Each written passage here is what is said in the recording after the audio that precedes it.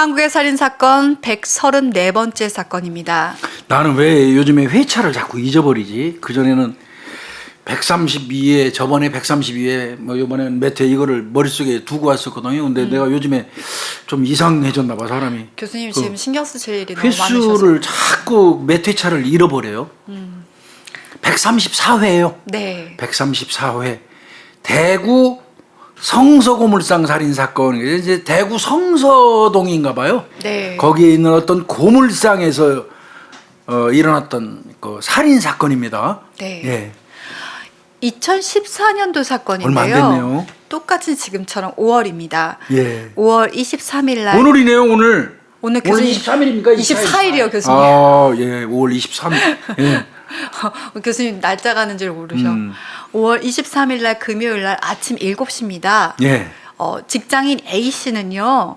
그 대구 달서구 성서공단 내에 있는 아, 공단 내에 있는 공단 안에. 네. 예. 막 큰 공단인가 봐요. 예, 예. 거기에 땡땡 비철 금속이라는 데서 예, 예.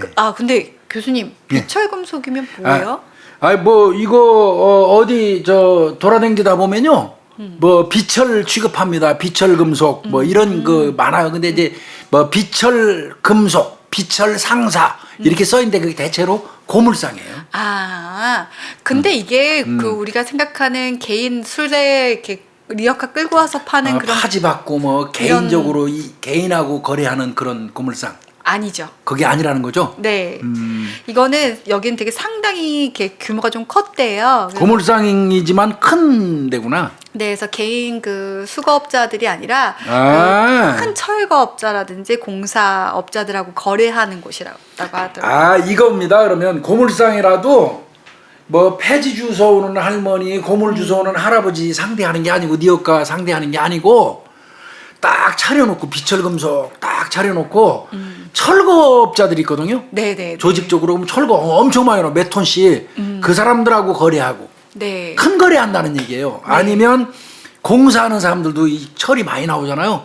차뛰기. 그러니까 이거는 소규모 어떤 그 고물 수집자가 아닌 거네요. 네, 그 비철 금속에서 일하고 있던 직장인 A 씨는요, 예. 항상 일찍 간대요. 출근. 아침 7시면 진짜 출근이 일찍인 일찍 것 가시는구나 같아요. 이분이. 가서 그리고- 문 여나? 네, 고물상 문을 딱 열어놓고 다른 직원을 기다리곤 한대요. 그 부지런하신 분이다. 직책이 있으신 분이겠죠? 그렇겠죠? 네. 근데 딱 봤더니 그 고물상 열려고 갔다 보니까 그 앞에 예. 그 정문 앞에? 네, 차가 한 대 딱 그 주차돼 있는데 이게 사장님 차인 거예요. 그게 그거라고 그러더라고요. 저 비철금속 땡땡 비철금속 그 사장이 에쿠스 승용차를 탄대요. 에쿠스를 타는데 출근을 하면 항상 그 정문 옆에다가 차를 딱 세워놓는데요. 근데 이제 아마 지금 이 A 씨는 항상 07시경에 가서 본인이 문을 여나 봐. 그러면 사장이 뒤에 이제 오는 모양이죠. 네. 근데 그날따라 본인이 7시경에 평소처럼 갔더니 사장이 이미 와가지고 차를 세워놓고 있는 거야. 그러니까 오늘은 사장님이 저 일찍 출근하셨구나 이렇게 생각을 하셨다는 거예요. 예, 그렇게 생각했다는 거예요. 근데 최근에 사장님이 약간 큰딸하고 사이가 좋지가 않았대요. 그러게요. 그래서 예. 집에 일찍 안 가고 사무실에서 사람들 다 갈 때까지 예. 시간 보내다가 이렇게 나중에 혼자 퇴근하는, 그리고 자기가 문을 닫고 가는 정문. 네, 그 패턴을 보였대요. 근데 오늘 그럼 사장님 이렇게 또 일찍 나오신 거야? 이렇게 생각을 그러니까 했던 일반적으로 부부간에 이제 불편한 일이 있고 싸우고 집안에 일이 있으면 퇴근 딱 하고 직원들 나가도 집에 가봐야 불편한 얼굴 서로 보기 불편하니까 그냥 최대한으로 사무실에 앉아 컴퓨터도 보고 인터넷도 하면서 시간 때우는 거죠. 그리고 잘 때쯤 되면 가긴 가야 되잖아요. 그렇죠. 그걸 잠만 가서 자고 또 아침에 일어나서 뭐 사이 안 좋은데 밥 얻어 먹겠어 뭐 하겠어. 그거 다 경험 있는 사람이에요. 그냥 바로 보따리 싸갖고 그냥 또 출근해버리는 거거든요. 일찍. 이런 케이스라고 인식한 거예요. 그 직원분은. 사장이 불편하니까 맨날 이제 늦게 나가고 본인이 문 잠그고 가더니 평소는 안 그랬지. 사이 좋을 때는 네. 아마 큰 딸하고 같이 사나 봐요. 어떤 가족 관계는 모르겠는데 평소에는 일찍 끝나고 일찍 사장님도 가고 본인이 문 닫고 가고 잠그고 들어오고 열어주고 이랬던 것 같아. 이분이 직책 있는 분이에요. 근데 요즘에는 사장님이 어떤 뭐 큰딸하고 어떤 문제가 있어갖고 늦게 가 집에. 네. 그리고 또 오늘 가보니까 벌써 출근해 있어.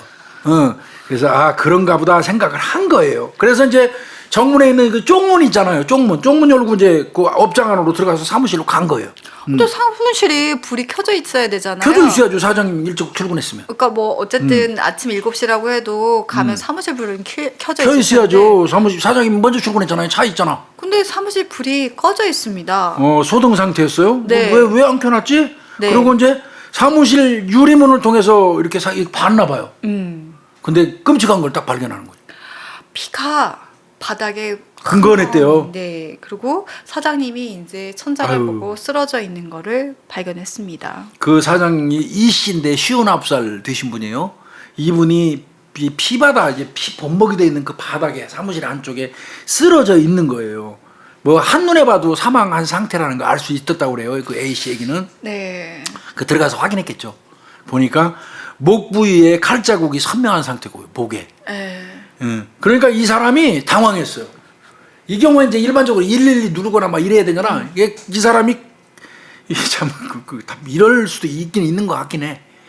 먼저 누구한테 했냐면 격리 직원한테 전화했어요. 여직원인데 격리 여직원한테 40살 먹은 격리 여직원이래. 오래된 사람인가 봐요. 네.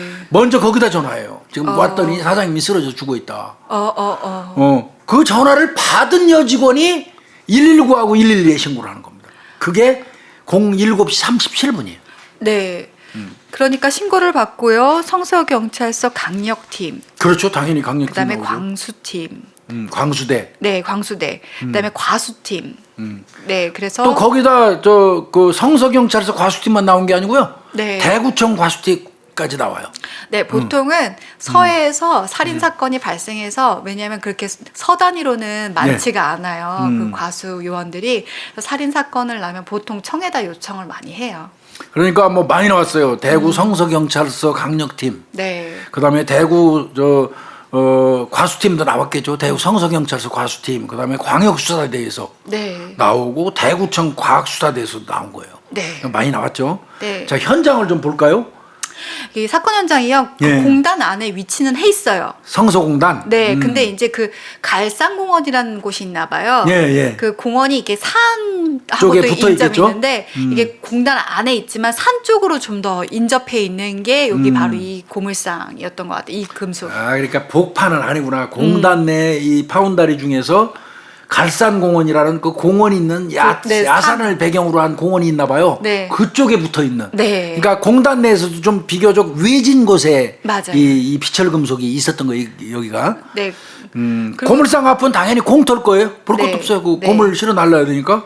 그리고 피해자 차는요 정문 앞에 이렇게 딱. 네, 아까 주차를 말씀하셨잖아요. 네, 거기 또 쪽문이 이렇게 있고, 그다음에 철제 펜스로 이렇게 담장이 쳐져 담장은 있습니다. 철제 펜스로 했구나. 네, 그다음에 그 펜스 안에 이제 이렇게 들어오면 야적장, 당연히 야적장이 있어야 되죠. 네, 그다음에 사무실은 여기가 컨테이너로 사무실을 네. 운영하고 있네요. 3개를. 그래서 이게 좌쪽에는 화장실, 여기는 사무실, 여기는 창고. 그러니까 3개의 컨테이너를 갖다 놓고 가운데는 사무실, 네. 오른쪽은 창고, 네. 왼쪽은 화장실. 네. 이런 식으로 돼 있는 것 같고요. 사무실하고 이 창고 사이에 이렇게 틈이 있는데 개 2마리 기른다고 그래요. 네. 그렇게 해서 이제 구조가 있고요. 고물상에 출입하는 그 쪽문 같은 경우는요. 예. 그 밖에서 열쇠로 열고 들어가는. 예. 갔는데 뭐 자물쇠가 뭐 손괴된 흔적이나 이런 건 없었대요. 그러면 그건 결국은 뭐 넘어왔거나 열쇠를 사용해서 열고 들어왔거나 이렇게 볼 수밖에 없네. 근데 넘어오는 거는 힘들 거예요. 넘어오기 쉬웠으면 그렇게 했을까 싶은데. 네. 하여튼 과학수사팀이 이 쪽문 안쪽에서 이 뭉그러진 혈흔 지문. 이 범인이 장갑 착용한 것 같아요. 네. 예, 이거를 한 점 발견했고요. 네. 그러니까 이게 범행하고 나가는 순간까지 이 장갑, 피 묻은 장갑 끼고 있었다는 뜻이에요. 이 정도면. 이건 딱 아마 과수팀이 느꼈을 거야. 이 새끼 범행하고 문 열고 도망갈 때까지 이렇게 피 묻은 장갑 끼고 있다면 안에다가 지문 남길 리가 없는 거예요. 네. 이게 상당히 난해하겠다. 그렇게 생각은 했을 거예요. 그래도 뭐 지문 제출은 열심히 해봐야겠죠. 네. 그리고 아까 그 피해자 차량이 정문 앞에 주차돼 있다 그렇습니다. 했잖아요. 예, 예. 근데 그 차량 손잡이에도 혈흔이 묻어져 있어요. 그러면 차문도 피해자 차문도 열어본 거네요, 결론은. 네. 그렇다고- 그리고 쪽문 이렇게 정문이 있고 정문 안에 쪽문이 있어서 그 사람 출입하나 봐요. 네. 큰 차가 들어올 때만 정문을 열어서 끼는 것 같아요. 평소는 큰 닫아놓고. 대문은 닫아놓고 사람은 쪽문을 통해서 드나드는 것 같은데 쪽문을 딱 들어서서 공장으로 들어오면 바로 그 오른쪽에 그 이 대걸레가 이렇게 거꾸로 세워져 있대요. 청소하는 대걸레가. 그런데 거기 그 대걸레가 이게 있는 그 밑에 사장 리모컨이 있더라는 거예요. 그 피 묻은 리모컨. 리모컨으로 열고 이렇게 해가지고 했구나. 차 열어본 거죠. 네. 그랬다는 거예요. 그리고 사무실로 들어가는 문 앞에도 대걸레가 하나 기대서 세워져 있더라는 거예요. 그러니까 아마 대걸레가 여러 개겠죠. 네. 거꾸로 이렇게 매달아 놓은 것 같아요. 쪽문 열고 바로 들어가면 벽에. 네. 그런데 그 중에 그 하나는 사무실 쪽에 그 대걸레가 있었나 봐요. 그러면 대걸레를 범인이 사용한 거예요.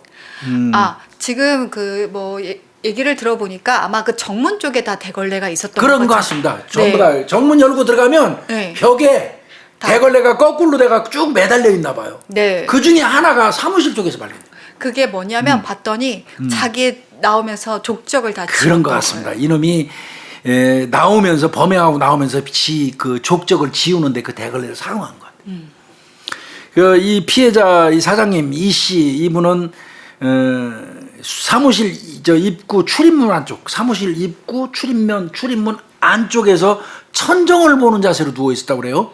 그러면은 조우를 했다고 하더라도 앞에서 조우를 한 거네요. 그런 것 같아요. 네. 그리고 검정색 상하 양복, 흰색 와이셔츠, 구두. 네. 그 피해자 옷도 진짜 당연히 피가 많이 나왔어요. 네, 그 바닥도 많이 굳어 있었다고 하고요. 대걸레로 거기 흔적이 있죠. 네, 닦았던 흔적도 있어요. 피가 나서 흥건할 때 대걸레질을 하면 그 표시가 나요. 그러니까 대걸레 흔적이 있는 거. 이 범인이 대걸레로 자기 족적 아마 지운 것 같습니다. 그리고 피해자 주머니가요 이렇게 예. 벌어져 있어요. 바지 주머니가. 네, 그러면 그거 뒤진 거네요. 네. 그럼 이거 강도 아닌가요? 일단은 뭐 그렇게 해도 보이는데 피해자 손에서 머리카락 여러 개 발견됐네요. 아, 그럼 DNA. 부들부들해졌나? 하여튼 그 DNA 감정 의뢰했습니다. 네. 그리고 목 부위 이제 상처를 봐야 되잖아요. 예. 근데 그 얘기로 난 손상을 보면 되게 깊고 길게 났대요. 이렇게. 사실 그 사진은 이제 자료는 가지고 있는데 이거는 우리가 올릴 입장이 못 돼서요. 네. 이쪽 부위인데요. 굉장히 이 중앙에서부터 이렇게 상당히 그 깊숙이 들어간 상태에서 그었어요. 그래서 길게 베인 걸로 봐서 이게 쓰러져서 이미 제압된 피해자를 확인 사살하는 걸로 보입니다.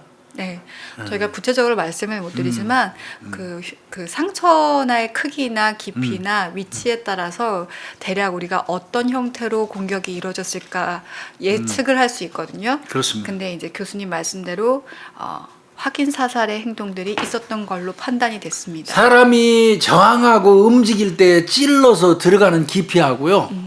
이미 제압돼서 의식이 없는 상태에서 확인 사살을 하기 위해서 찔러가지고 옆으로 긋는 거는 차이가 확연하게 나요. 이거는 이제 그 현장에서 우리가 다 하는 방법이 있어요. 그리고 움직이기 때문에 그렇습니다. 네, 이게 좀 다릅니다. 그다음에 문의 기준으로 봤을 때 우측벽에 그 비산혈흔, 여러분들 비산혈흔 이제 아실 거예요. 공격했을 때 흩뿌려지는 혈흔이라고 보시면 될 것 같고요. 그러다 보니까 최초에 공격당한 그 피해자가 격리 책상에 있는 대로 밀려간 것 같고 거기서 추가로 공격이 이어진 걸로 이제 아마 이 혈흔 패턴을 분석한 것 같아요. 네. 격리 책상이라든지 그 의자 뒤로 피가 흥건히 고여 있었다고 그래요. 그러니까 혈흔 패턴을 이제 계산하는 그 어떤 그 추정 근거 이게. 네. 그리고 아까 우측벽은 또 이제 비산혈이 있는데 대체로 네. 보니까 낮은 위치에 맞네요. 그럼 아까 확인 사살. 그죠? 이미 제압돼서 누워 있는 사람한테 공격이 진행됐다는 얘기잖아요. 낮은 위치에 비산혈 관찰되는 건 그죠? 네. 그리고 낙하혈흔까지 중첩돼 있다라는 거 보니까 이미 제 앞에 공격들이 있었고 그래서 도망가려고 했던 것 같다. 네. 현관까지. 그러고 나서 제압된 후에도 공격이 있었다라는 게 낙하혈흔과 비산혈흔이 중첩되어 있다는 걸 통해서 확인될 수 있습니다. 그러니까 피를 뚝뚝뚝뚝 흘리면서 낙하혈흔 그 자국이 있다는 건 뚝뚝뚝 흘리면서 현관문 쪽으로 간 것 같아요. 공격당하고. 그거하고 바닥에 그 이제 뿌려져 있는 비산혈흔하고 중첩되어 있다는 얘기는 이거는 분명히 상처를 입고 이게 출입문 쪽으로 이제 아마 도주하려고 그랬겠죠. 도망가려고 피하려고. 그게 이제 그 보이는 것 같고요. 뭐 그거 이외에 이제 이게 중요하죠. 격리 책상 서랍 열어봤어요. 네. 그리고 거기 안에 있는 그 집기류의 책상 전부 다 열어봤어요. 왜? 장갑표현이 다 묻어 있어요. 서랍 열어본데. 그러면 이건 그 서랍 거의 다 뒤진 것 같은데 특히 격리 책상 뒤졌다. 심지어는 격리 사물함하고 냉장고까지 뒤져봤대요. 냉장고까지요? 예. 그러니까 이게 내가 볼 때는 강도 목적, 금품, 강취의 목적 같아요. 이거는. 그리고 건너편 위치에 그 사장 책상이 책상에도 혈흔 장갑편이 있어요. 거기도 다 열어본 거네요. 네. 이건 그러면 저 애초부터 강도짓 하려고 아주 계획하고 들어온 거 아니에요? 그렇게 좀 봐야 돼. 몸싸움 문적이 근데 없었죠. 네. 이거는 바꿔서 얘기하면 뭐예요? 불시에 제압. 그렇죠. 불시에 제압했다. 불시에 제압했다면 고물상을 정상 퇴근했잖아요. A씨가. 네. 퇴근한 이후에 사장이 혼자 남았을 때 누군가 들어와서 문 열어줄 정도라면 면식법? 그럴까? 이렇게 인식할 수도 있죠. 네. 예. 재떨이 담배는 모두 사장이 피우는 담배였대요. 그러니까 범인이 와서 담배 피운 것 같지는 않습니다. 네. 그런데 과수팀이 중요한 거 찾아내죠. 네.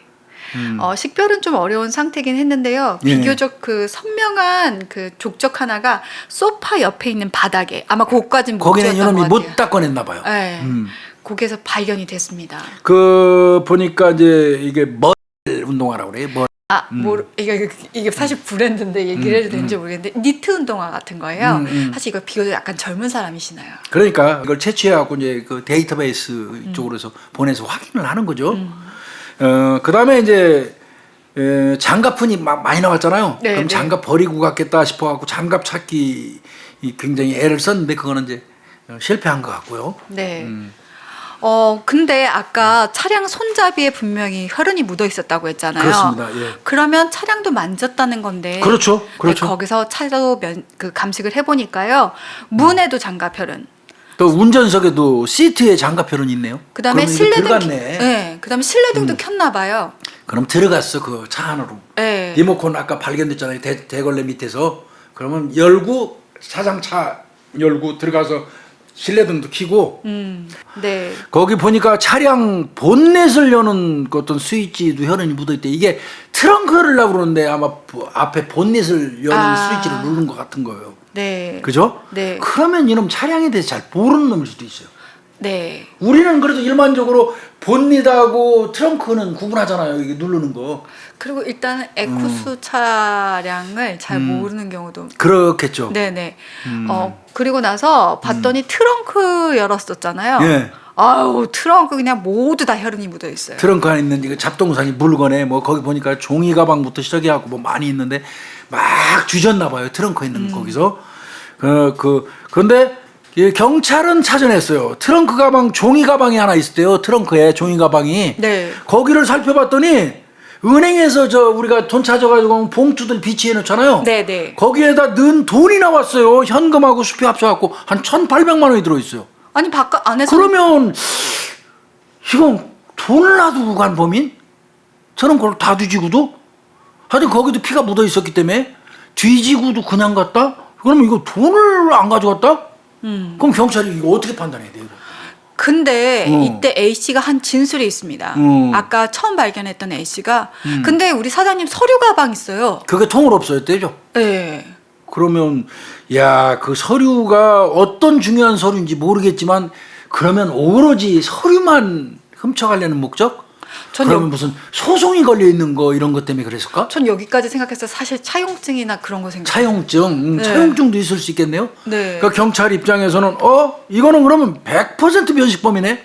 거래관계에 있는 놈이네. 소송 당사자일 수 있고 돈을 빌린 놈일 수도 있네. 네. 뭐 이렇게 생각했을 것 같아요. 네.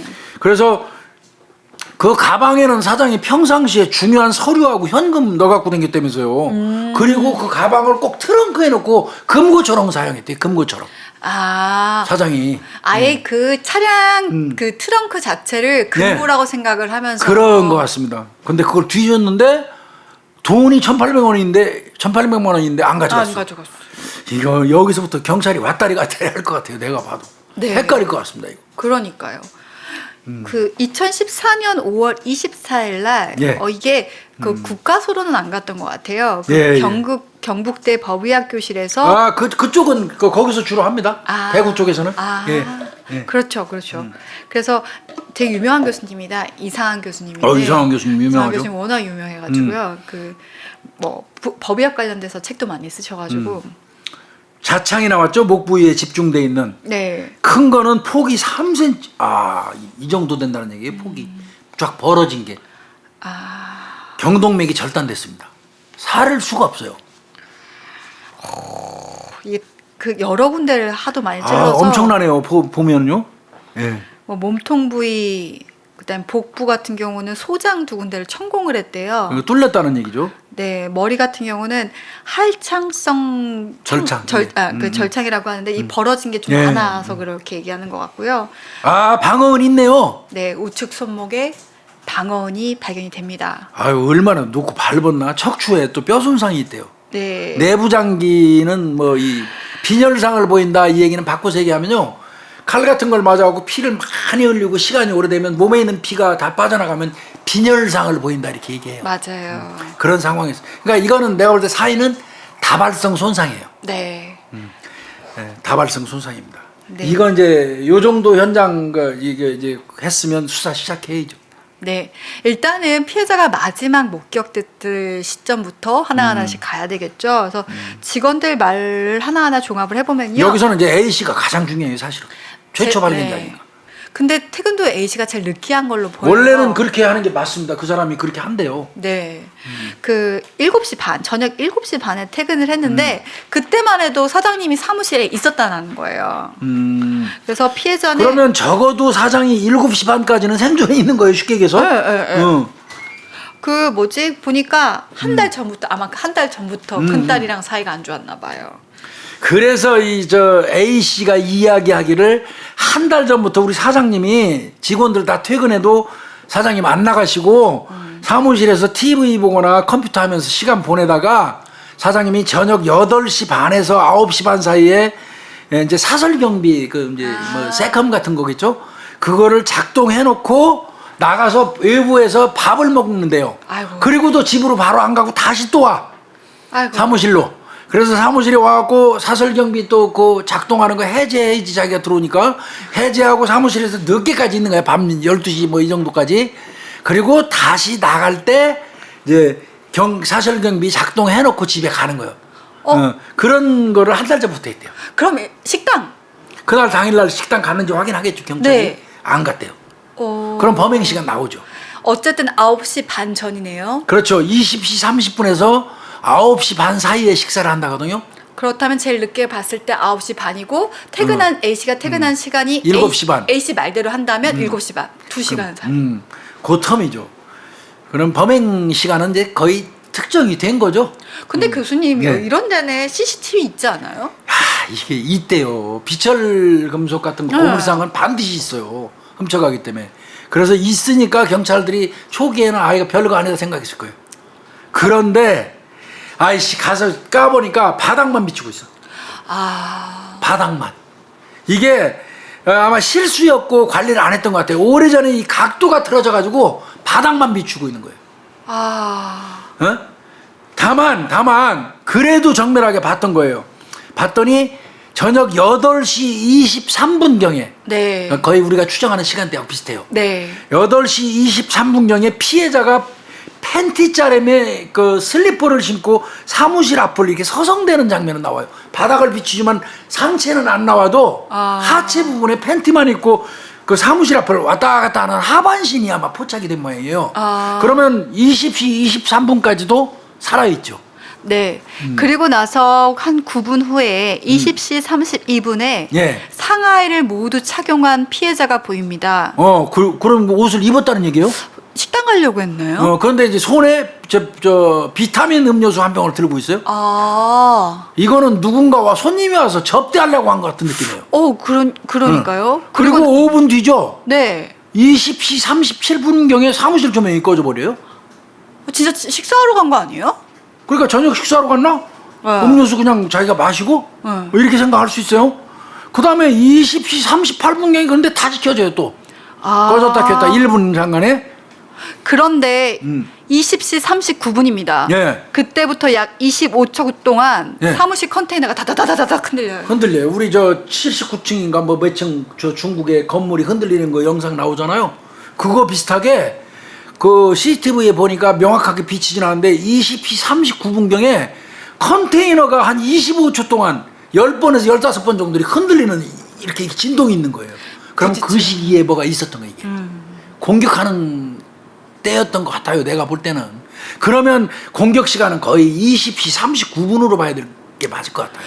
그리고 20시 40분에 피해자가 아닌 다른 사람이 그렇습니다. 나옵니다. 예, 사무실 밖으로 나오는 사람의 모습이 보여요. 그건 형체만 알아볼 정도랍니다. 네. 그래도 사망 시간은 일단 20시 39분에서 9분, 40분입니다. 그리고 20시 52, 그러니까 20시 39분에 막 그 컨테이너 박스 흔들렸죠. 네. 그리고 아마 거기서 이제 살해한 것 같아요. 네. 그리고 20시 40분경에 아까 얘기한 것처럼 사람이 밖으로 나왔다가 대걸려 갖고 들어가는 게 하반신만 보였단 말이야. 네. 그건 사장이 아니에요. 네. 그리고 20시 52분경에 사무실 조명이 퍽 꺼지는 겁니다. 그러면 네. 범인이 불 끈 거죠. 네. 그래서 제가 생각할 때는 아까 그 사장이 있을 때 팬티바람에 있다가 갑자기 20시 32분경에 옷을 다 입고 비타민 병을 들었잖아요. 네. 요거는 그 아는 사람이 왔기 때문에 대접하려고 아마 들은 것 같다는 생각이 들어요. 바꿔서 얘기하면 면식범 아닐까 싶어요. 근데 여러분, 그래, CCTV는 그렇다 치지만 블랙박스가 차 안에 있을 거야. 그렇죠. 라고 생각할 수 있는데 이게 블랙박스 조사가 안 된 거 보니까 없어요. 안에 블랙박스가 없었다고 합니다. 이때는 그 블랙박스가 그렇게 흔할 때가 흔하지 않았대. 그러면 교수님 말씀대로 예. 이렇게 딱 종합을 해보면 예. 불이 꺼졌다가 켜지자마자 공격이 시작된 거고 흩어진 물건은 사실 몸상 그렇게 크게 없어 보이고. 그러니까 급습. 그다음에 혼자 있다는 사실을 아는 사람일 개연성이 많다. 그럼 면식범위에다가 요거는 작정하고 들어온 계획범죄일 가능성이 일단 높다. 막 사무실 다 뒤졌는데 트렁크 안에 있는 돈은 막상 가져가지 않았다. 그것 때문에 헷갈리기 시작했대. 그렇다면 또 서류 가방은 없다. 분명한 거는 돈 목적이 아닌 것처럼 느껴지는 거예요. 일단 보면은 네. 돈 그대로 두고 왔잖아요. 1,800만 원이나. 이거 돈 목적 아닌 것 같은데. 근데 서류 가방 훔쳐가? 그래도 하여튼 서류 가방은 인과관계 있는 거예요. 네. 그걸 가져갔다는 거는. 그래서 이제 본격적으로 수사 들어가는데 제일 먼저 하는 게 피해자 주변 수사죠. 예. 일단은 뭐 유가족들 수사도 어쩔 수 그다음에 없죠. A 씨가 제일 그렇죠. 유력한 용의자일 수도 있었어요. 그리고 처음에. 거기 직장 다니시는 모든 다 용의자예요. 네, 다녔던 사람도 아마 용의자가 그렇습니다. 될 거예요. 거래처, 네. 화물차 기사까지. 그래서 지인에 대한 원한일지도 모른다는 생각 그래서 이 강도라기보다는 이것들 원한으로 본 것 같아요. 이 성서경찰서에서는. 네. 근데 그게 보게 되면 일반 패턴인 건 사실인 그렇죠. 거예요. 맞아요. 네. 일견 보이긴 그래요. 네. 근데 이제 뭐 유가족들이나 뭐 직장 그 동료들을 보니까 알리바이가 다 있어요. 사실은 딸하고 불화가 있다고 해가지고 딸까지 조사했어요. 참 이게 좀 수사라는 게 가혹해요, 그죠? 그렇죠. 그리고 네. 딸하고 연락을 자주 받는 사람들 혹시 청부했을지 모르니까 그런 것까지 다 조사를 했다고 그래요. 유가족까지 다 수사를 했는데 알리바이가 전부 성립되고 직원들 아무 문제 없고 더더군다나 딸 같은 경우는 청부 살해를 할 만한 이유도 없고요. 동기도 없고 또 계좌도 다 깠어요. 이 금전의 흐름도 아무 문제가 없어요. 그래서 이제 다 빠졌고 심지어는 회사 직원들 5년 전에 그만둔 사람 10년 전에 그만둔 사람까지 다 했고요. 또 직원들이 오래됐대요, 여기는. 그래서 서로 너무 잘 알고 예. 있는 사람들인데 알리바이는 일단 성립이 다 됐습니다. 성립이 됐고요. 여기서 나온 것 중에 하나 교수님 그 족죽 그것도 어렵게 찾았잖아요. 그러면 지 까먹고 제가 안 지우고 간 거. 상표 신발. 네. 이거 구입자 수사 당연히 해야 되겠죠. 네. 그래서 뭐 그 주변 그것뿐만 아니라 또 뭐 통화 내역이라든지 통화 내역이야 뭐 기주국 수사 당연히 했겠죠. 네. 전과자야 주변에 사는 사람은 다 했을 거고. 네. 근데 뭐 동일수법 전과자까지 다 해봤지만 안 일단 나왔어요. 네, 용의자는 없어 보입니다. 그러면은 CCTV 연장해서 또 확대하는 수사 당연히 해야 돼요. 네. 성서공단 내에 45개가 있다고 그러네요. CCTV가 전부 확보해가지고 전수조사했어요. 네. 그리고 범행도구 구입할 수 있는 모든 업장들. 예, 근데 뻔하잖아요. 칼 파는 데는 다이소, 홈플러스, 이마트 같은데 거기가 주변에 한 38개 정도 된다고 그래요. 그래가지고 칼 사간 시간대하고 유추해서 그 매장에 설치된 CCTV로 인상착의 있는 사람들을 다 추려요. 네. 이게 굉장히 힘든 CCTV예요. CCTV 분석해서 찾아가는 게 누차 말씀드리지만 정말 힘듭니다. 네. 뭔가 근데 그런 경우가 있어요. 저희도 항상 수사 회의를 해요. 그러니까 뭔가 기간이 흐르고 나서 중간 체크를 다 하는데 우리가 지금 잘 가고 있냐? 우리 지금 이렇게 수사를 하고 있는데 우리가 놓친 거 있냐? 수사회의를 조회도 하고 석회도 하고 또 한 번은 크게 뭐 일주일 단위나 아니면 5일 단위로 종합 수사회의를 하는데 이때 6월 3일에 광수대와 이제 모든 성서경찰서 그 팀들이 공조하고 같이, 있었으니까. 네, 아마 회의를 했던 것 같아요. 이게 지금까지 이제 제가 막 쭉 설명드린 건 성서경찰서 관내에서 발생했으니까 성서경찰서 형사들이 수사한 내용을 제가 설명을 드린 거예요. 네. 근데 제가 아까 말씀드렸잖아요. 최초에 광수대도 나왔었다고. 네. 광수대도 성서경찰서에서 수사하는 진행 상황을 전부 받았겠죠. 네. 그리고 광수대는 광수대 나름대로 분석을 또 따로 해요. 그때 이제 이 광수대가 분석한 자료는 성서경찰서 이 분석한 어떤 이것과 결이 조금 달라요. 네. 어떤 식으로 이제 물론 성서에서도 광수대로 보내주지만 네. 광수대에서도 자기들이 분석한 걸 성서경찰서로 보내줘요. 네, 맞아요. 그 보내준 거를 그 분석한 걸 이제 봤더니 다른 견해가 좀 있는데 좀 설명을 좀 드릴게요. 네. 우리 프로파일링 할 때도 항상 그렇게 얘기하는데 그 지역 일대 특징을 제일 먼저 보게 되거든요. 그렇죠. 거기가 강절도 사건이 많은지 폭행 사건이 많은지 그 전체 범죄율을 보게 되는데 그 공단 주변 같은 경우는요 절도 사건이 유독이 많았던 곳이라고 합니다. 왜 그러냐면 이거 환경적인 특징인데요. 공단이라는 특징은 퇴근하고 나면 그 지역이 공동화돼요. 아예 꺼지면 그냥 다 공동화랑 동공화가 된다고 그러더라. 그 뭐지? 동공화예요. 그 사람이 없는 거. 네, 네. 그런 현상이 생긴다는 거예요. 그러니까 일단 막 낮에는 막 바글바글한 거야 사람들이. 그러다가 퇴근 시간이 되면 쫙 빠져나 공단은. 네. 그리고 그냥 그 주변에 CCTV만 돌아가고 사람이 거의 없는 거예요. 그런 동공화 현상이 생긴다는 거를 일단은 광수대에서 분석을 했어요. 네. 그러면 사람이 없는 곳에 범행을 하려고 들어가는 놈들은 도둑놈이에요. 강도보다 사람만 대상으로 해야지 강도지. 네. 사람이 없는데 기어 들어가는 놈은 도둑놈이잖아요. 그럼 이게 절도 현장에 가깝다는 걸로 생각을 한 것 같아요. 광수대는. 네. 그 다음에 원한 살인 관련해서 원한 추정했죠. 네, 원한 살인이면 뭐 범행 현장이 남잡하고 범행 도구를 현장에 버리는 경우가 많은데 그렇죠. 이번 사건은 정교하고 범행 도구도 범인이 가지고 갔다. 감정에 의한 경우는 보통 그 상황에서 감정이 먼저 올라와요. 마구 그냥. 네, 그래서 그 아무리 그 흥분 상태가 유지가 계속 되다 보면은 그 사건 현장을 깨끗이 치우려고 하더라도 그게 잘 안 되는 경우가 맞아요. 많아요.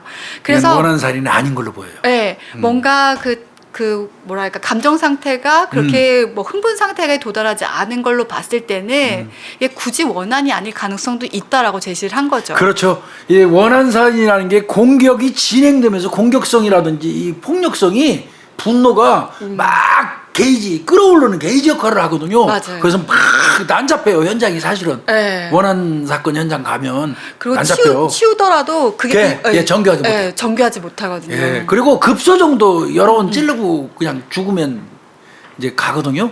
그래서 이 경우는 아마 광수대에서 분석한 거는 도둑놈인 소행이 많다 아까 말씀드린 거. 두 번째는 이건 원한에 의한 공격은 아닌 걸로 보인다. 현장 봐서는.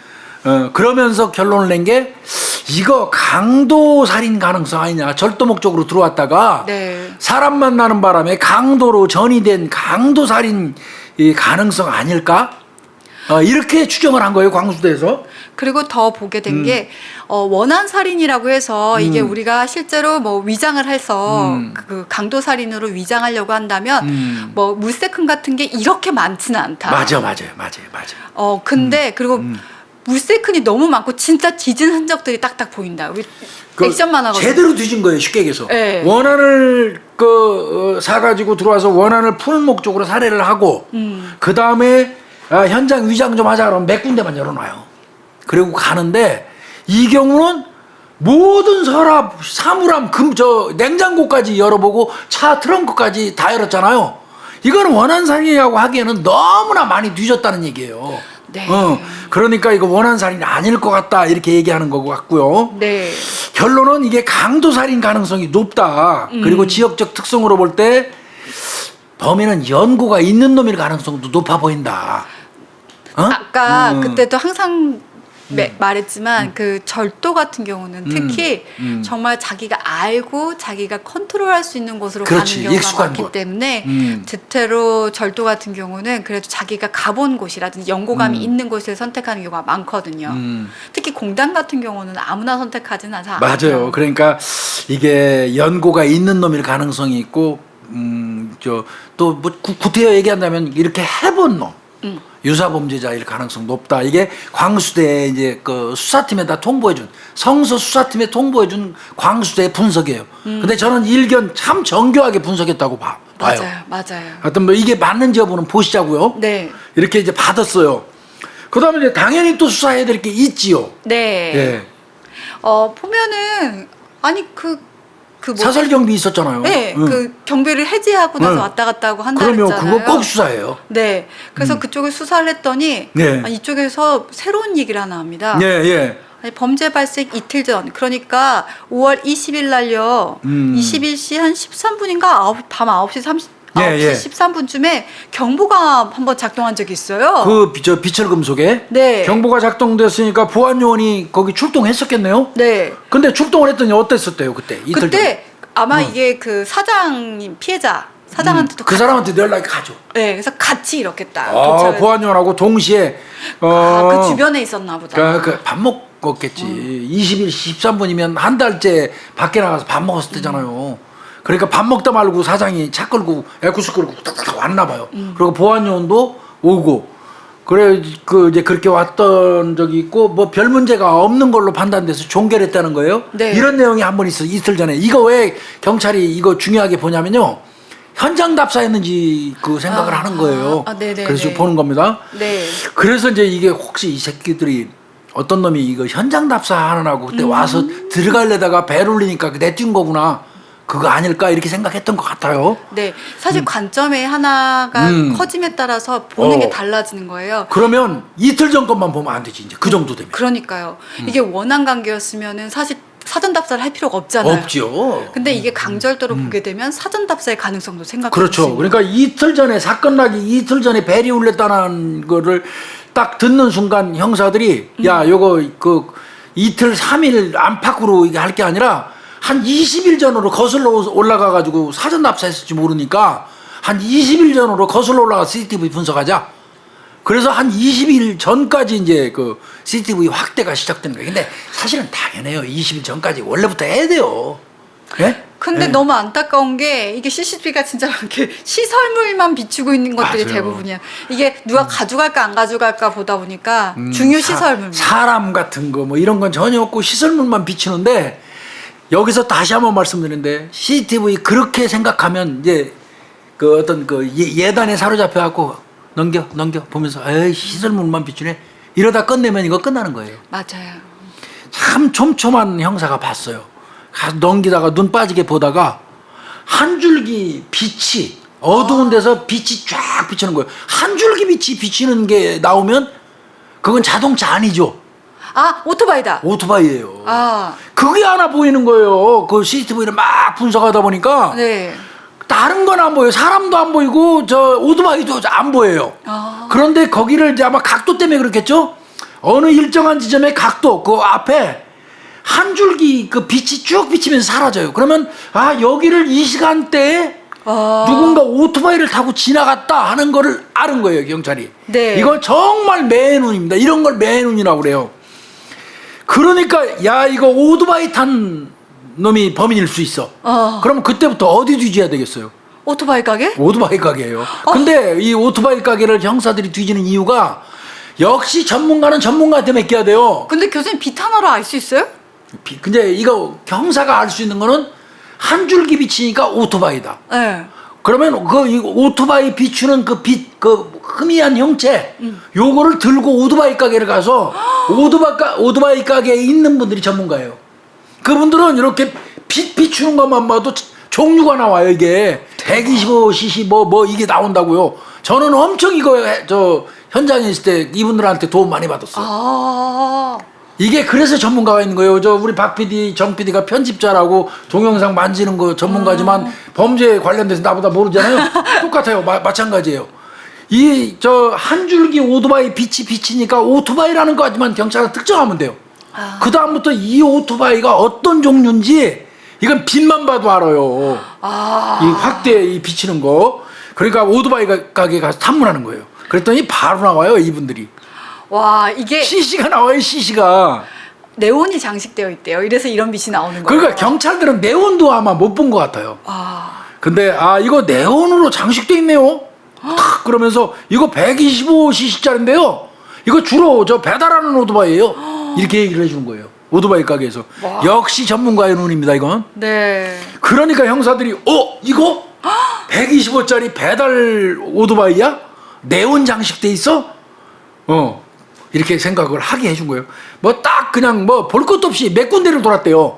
오토바이 가게 돌면서. 그랬더니 오토바이 가게에서 하나같이 하는 얘기가 이거 배달 전문 오토바이 맞아요. 희미한 그 형체만 보고 빛만 보고도 이렇게 얘기를 한 거예요. 그러면 이제 형사들은 여기서 딱 이제 야 피해자가 한 번이라도 음식 배달 시킨 적이 있으면 그 식당 같은데 이거 조사하자. 그럼 음식점 수사로 들어가는 거예요. 배달업체 쪽이죠. 그러니까요. 그러면 이 사무실 전화로 배달했던 데랑 그다음 피해자 휴대폰 그렇죠. 썼던 데 다 조사하면은 그렇죠. 음식점 나오겠네요. 통화 내역 저 기록 발췌하면 나오잖아요. 사무실 전화, 뭐 저 격리 전화 다 통화 내역 발췌해가지고 음식점 이제 관계하는 거.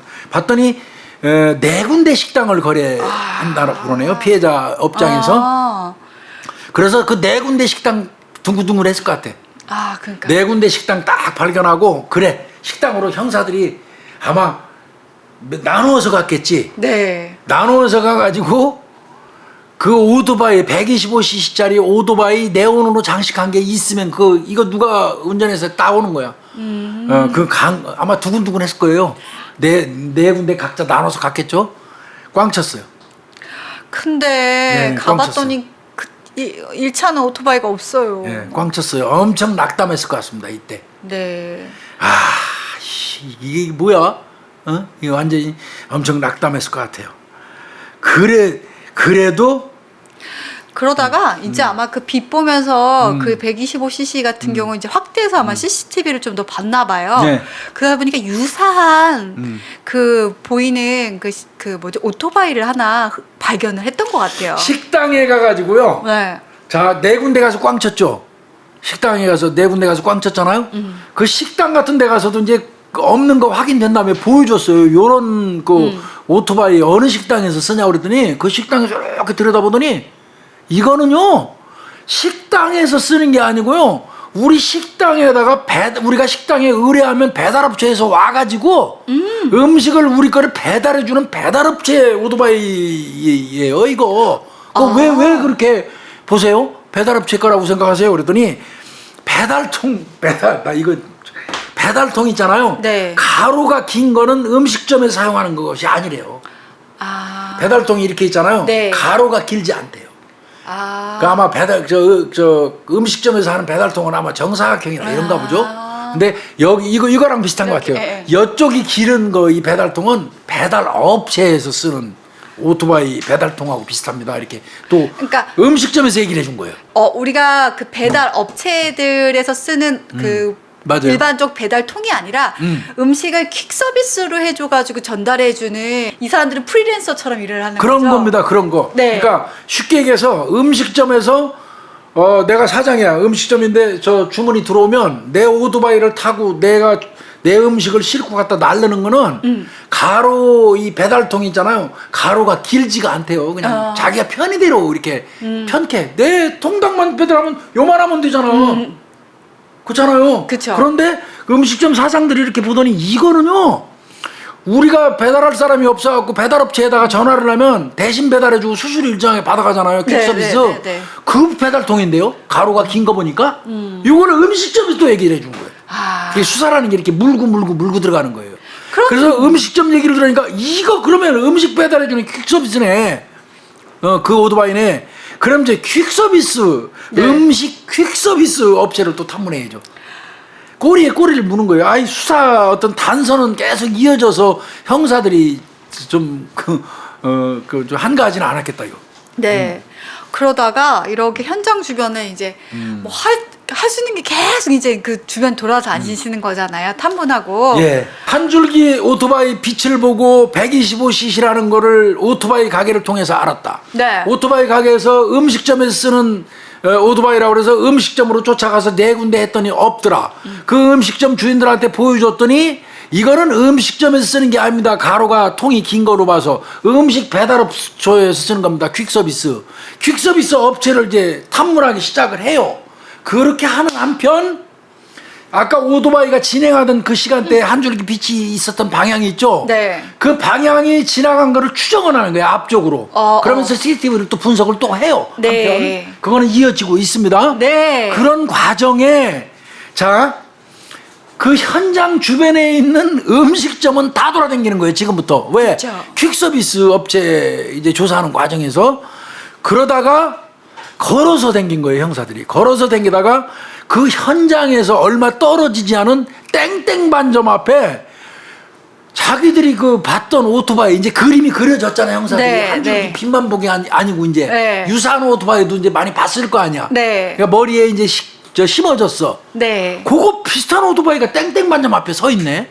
오토바이가. 근데 일단 저거랑 전에 보통 반점에는 다 정사각형 통이 그러니까 이게 가로가 긴 통이 하나 있는 오토바이가 발견이 된 거예요. 걸어서 돌아다니다 보니까. 네.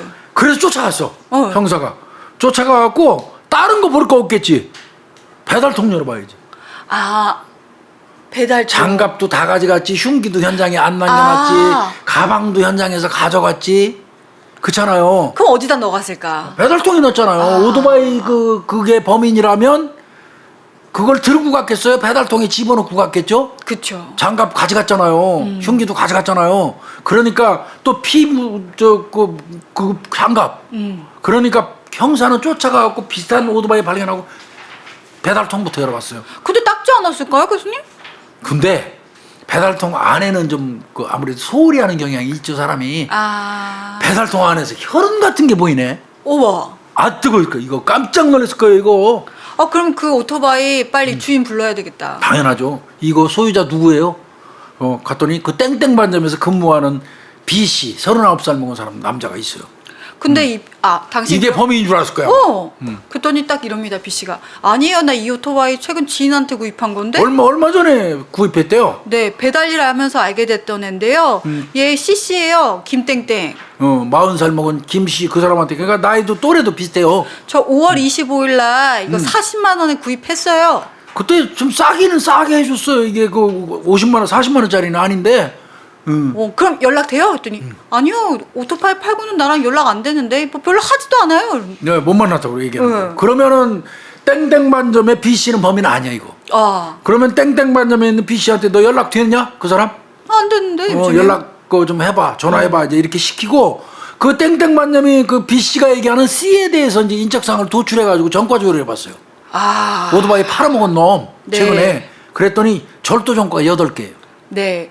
그리고 이게 진짜 확실한지 보려면 오토바이 배달통에 있던 혈흔 감식해야죠. 당연히 채취해가지고 국과수 보냈죠. 네. 그때 아마 이때 형사들이 요거 최근에 이 강도짓하고 이 새끼가 오토바이를 팔아먹고 어딘가 지금 횡불됐구나 이렇게 생각했을 것 같아요. 더군다나 절도전과가 8개나 있는 놈이니까. 그렇죠. 그러니까 이제 아마 이때 형사들이 굉장히 막 쭈비 섰을 것 같아요.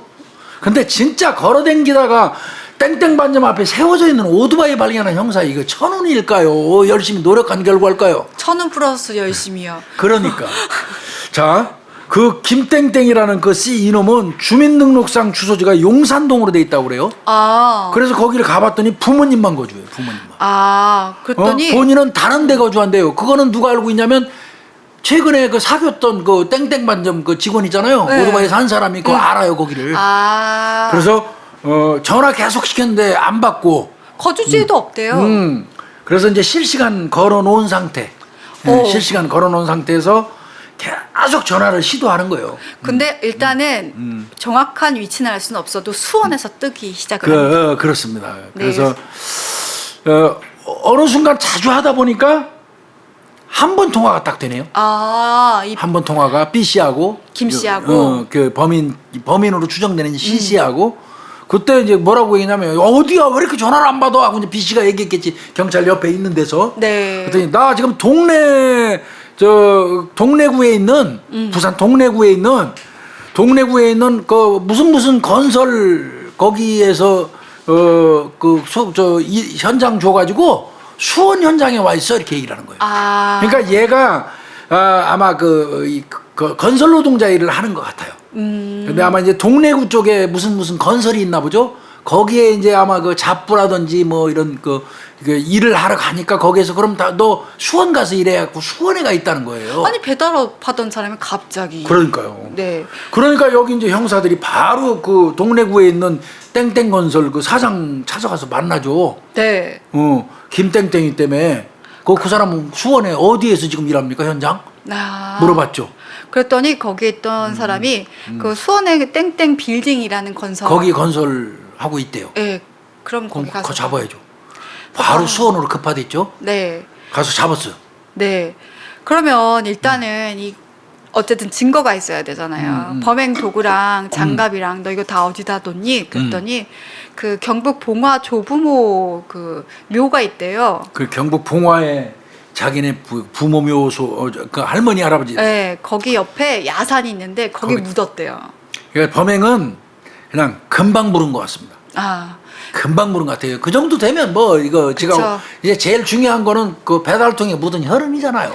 그리고 정가 8범이면 교수님 알잖아요. 알아요. 네, 여기서 8범 더 이상 부인했다가는 그렇습니다. 차라리 어불쩡한 저 전과 1, 2범이 사람 애매겨요. 맞아요. 그게 아예 8개 정도 되면 달관하셔가지고 바로 불어요 바로. 네. 바로 자 형사 가서 안 봐도 뻔해요. 엄마 손 내밀어. 채운 다음에 너 이 새끼 우리가 배달통에서 혈흔 분석 다 해가지고 결과 다 나왔고 네가 인마 그 팔았다며 인마 그 친구한테 그리고 네 오토바이 아마 뻥쳤을 거예요. 너 오토바이 CCTV에 다 나왔어 이 새끼야. 아마 이렇게 했을 거예요. 맞아요. 금방 졸졸졸 부른 거고요. 그때 이제 형사들이 조마조마하면서 물어봤겠지. 그 범행할 때 썼던 장갑, 옷, 너 옷 입어서 피 튀겼을 거 아니야. 옷, 그 다음에 너 훔쳐간 그 서류 가방 어디서 새끼야? 예, 그러니까 바로 나왔겠죠.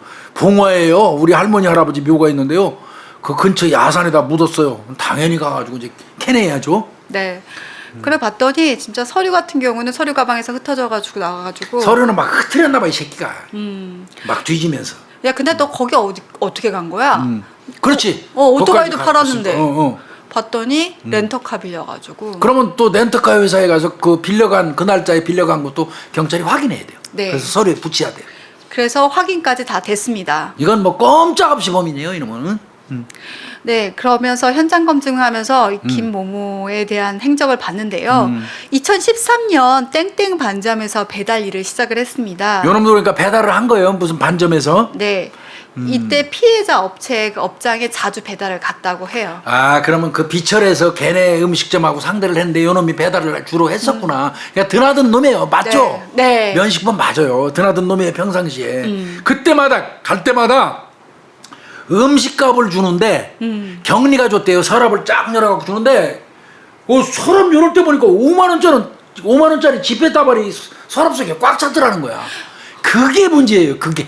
그래서 여러분 이거 진짜 주의하는 게 진짜 보이면 안 돼. 이게 뭐죠? 견물생심이라고. 맞아요. 그때 받은 게 머릿속에 있는 거예요, 이놈이. 이럴 때는요 돈을 아예 빼놓으세요. 그래야 돼요. 그 음식 값만큼 빼놓고 그 절대 자신들이 돈을 어디서 관리하고 있고 돈을 어디다 보관하는지 절대 보이시면 안 돼요. 근데 음식 배달하면서 가서 이제 음식 시켜놓고 돈 받아올 때 보니까 경리가 그때마다 문을 여는데 고물상은 들어오는 거 현금으로 줘야 되니까 아마 경리 책상 속에 5만 원짜리 다발이 막 쭉 쌓여 있었나 봐. 그러니까 이놈이 배달 그 음식료 받으면서 이렇게 본 거예요. 야, 저기 돈 뒷담았네. 그때는 범행하려고 생각 안 했을 때라도 그렇죠. 머릿속에 각인된 거야. 5만 원짜리 다발 있는 서랍. 그러니까 이렇게 뒤졌나 봐. 그 여러분 요즘 배달 업체들 같은 경우 다 일시 지급 카드로 다 하니까 상관은 없지만 뭘 낼 때 지갑에 있잖아요. 이만큼 두툼한 돈이나 그거 보일 필요 없어. 바로 앞에서 하지 마세요. 왜냐하면 뭐 가다가 날치기를 당할 수도 있고요. 그러면 어떤 피해가 있을지 모르니까 그 음식값이나 지불할 금액은 딱 뽑아서 먼저 그냥 내놓고 주시는 게 가장 안전해요. 하여튼 이놈이 그때 5만 원짜리 다발이 있는 경리의 서랍을 받은 게 돈이 궁할 때 글로 가야겠다고 그 목적지를 정한 케이스가 돼버린 거예요. 그래서 이놈이 글로 갔고 2014년도 4월 달에 음식점에서 이제 그만뒀대요. 그러면서 요놈이 뭘로 갔냐면 음식 배달 퀵 서비스를 한 거예요. 월급 받는 네. 것보다 내가 뜬 만큼 수수료 받는 그렇죠. 게 낫겠다라고 생각을 그러면서 했구나. 가로가 더 긴 배달통을 만드는 거죠. 이럴 때면. 그래서 음식 배달 퀵 서비스를 시작을 했는데 생각보다 안 됐대요. 경제적으로 굉장히 어려웠대요. 또 오토바이도 비싸게 샀다고 그러더라고요. 그러다 보니까 그 즈음에 사금융에서 돈 빌려가지고 굉장히 그 월세까지 밀려가면서 힘들었던가 봐요. 이제 뭐 사금융에서 채무 독촉을 받으니까 그때 이제 피해자 업체에서 받던 그 경리 서랍에 있던 5만 원 다발이 생각난 거예요. 그래서 사전 답사 아까 이틀 전에 했다고 했잖아요.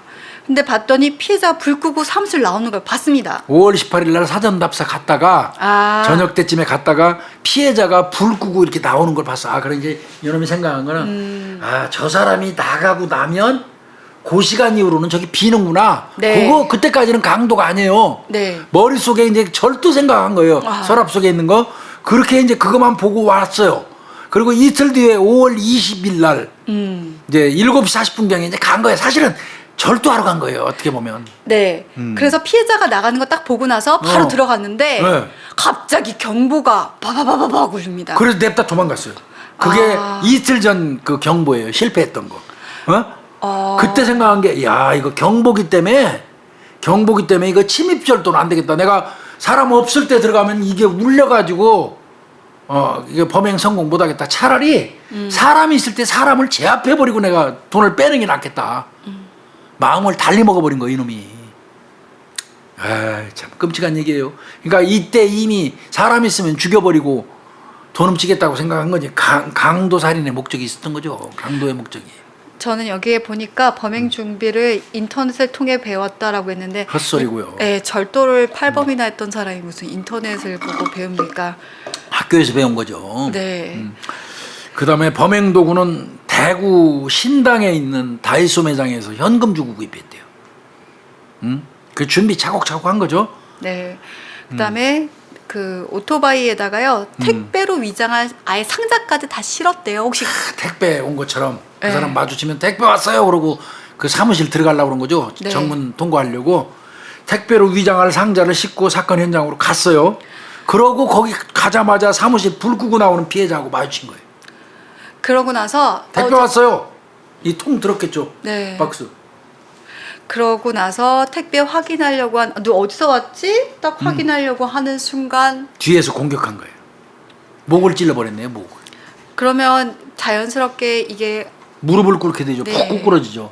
그 그때- 상태에서 막 목을 계속 공격한 겁니다. 그러고 나서 책상 다 뒤졌더니 돈이 없습니다. 건너편 책상까지 뭐 사그리 다 뒤졌어요? 없어요? 그러니까 그래서- 이놈이 그 피해자 양복 상의에서 지갑 꺼냈어요. 네. 그리고 바지 주머니 보니까 리모컨 차량 있죠? 리모컨이 있어요. 차도 뒤져야죠. 근데 왜 트렁크에서 현금 1,800만 원 가져와? 경찰은 정밀하게 천천히 봐가지고 1,800만 원 들은 걸 발견한 것 같은데 여기서 헷갈린 거예요. 이 범인은 막 뒤지는 과정에 그걸 발견을 못한 거예요. 단지 서류 가방이 딱 트렁크에 있으니까 그 속에 돈 들은 걸로 생각하고 그것만 챙겨가고 가기 바빴던 거예요. 그런데다 여러분 그림 보면 아시겠지만 이게 사무실은 안쪽에서 그 펜스가 쳐져 있어서 아예 안 보이는데 자동차는 정문 앞에 있잖아요. 그 주차가 네. 됐다 보니까 급했죠. 이게 예, 아마 이게 빨리빨리 가야 된다고 생각해서 그걸 못 봤던 트렁크 거예요. 열고 막 뒤지다가 서랍 가방만 들고 냅다 뛴 거예요. 그러니까 이걸 잘 못 봐서 1,800만 원 못 훔쳐간 거예요. 이거를 근데 경찰은 착각했잖아요. 이걸 나중에 그 수사관들도 의식을 해야 될 것 같아요. 이게 맞아요. 보이지 않는 곳과 보이는 곳에서의 그 어떤 그 범인이 생각하는 시간의 흐름 같은 거는 맞아요. 정말 차이가 있거든요. 그러니까 이놈은 가방에 제일 중요한 게 트렁크에 가방에 묵직하잖아요. 그러니까 이 속에 돈 들었을 거라고 생각하고 가방 꺼내서 오토바이에다 실은 거예요. 그리고 장갑 벗고 그리고 요놈이 이제 다시 들어가갖고 들어가면서 대걸레 걸리는 거 봤잖아. 네. 그걸로 족적 다 지운 거예요. 대걸레로. 그래갖고 이제 택배 그 지가 위장하려고 들고 갔던 택배 상자 있잖아요. 그것도 다시 들고 나오고.